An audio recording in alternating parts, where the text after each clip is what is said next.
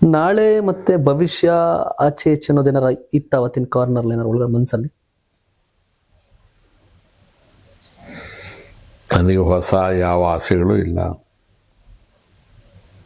ಬಯಕೆಗಳು ಇಲ್ಲ, ಕನಸುಗಳು ಇಲ್ಲ.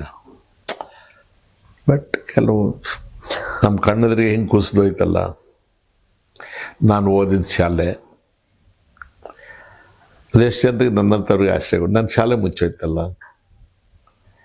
ಎಲ್ಲ ಕಾನ್ವೆಂಟೇ ಆಗೋಯ್ತಲ್ಲ, ಎಲ್ಲ ಬಸ್ಸಲ್ಲೇ ಹೋಗ್ಬೇಕಲ್ಲ, ಎಲ್ಲ ಟೈ ಕಟ್ಕೋಬೇಕಲ್ಲ,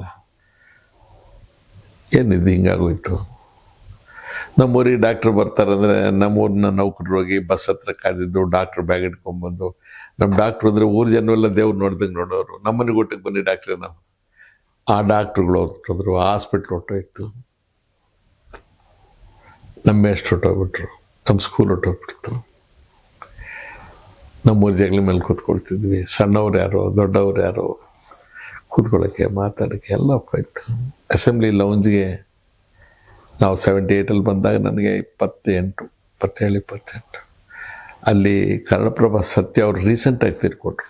ಅವ್ರನ್ನ ಜನರಲ್ಲಾಗಿ ಕುಳ್ಳ ಸತ್ಯ ಅವರಾಗಲಿ, ರಘುರಾಮ್ ಶೆಟ್ಟರಾಗಲಿ, ಜಯಶೀಲ್ ರಾಯರಾಗ್ಬೋದು, ಸುಬ್ರಾಯರಾಗ್ಬೋದು, ಮೈಸೂರು ಮಠ ಅವರಾಗ್ಬೋದು, ಇವ್ರು ಯಾರಾದರೂ ಬಂದರೆ ನಾವು ಕೂತ್ಕೊಳ್ತಿರ್ಲಿಲ್ಲ, ನಾವು ಎದ್ದು ನಿಂತ್ಕೊಳ್ತಾ ಇದ್ವಿ.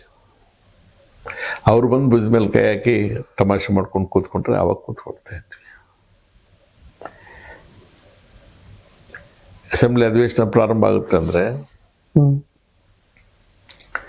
ಹಿಂದಿನ ದಿವಸ ಆ ದಿವಸ ಪೇಪರ್ಗಳಲ್ಲಿ ಏನು ವಿಶೇಷವಾಗಿ ಪ್ರಜಾವಾಣಿಲಿ ಏನು ಬಂದಿರುತ್ತೆ ಓದ್ಕೊಂಡು ಏನೇನು ಇಶ್ಯೂಸ್ ಇದ್ದಾವೆ, ಯಾವ್ಯಾವುದನ್ನು ಮಾಡ್ಬೋದು ಅಂತ ತಿಳ್ಕೊಳ್ತಾ ಇದ್ವಿ.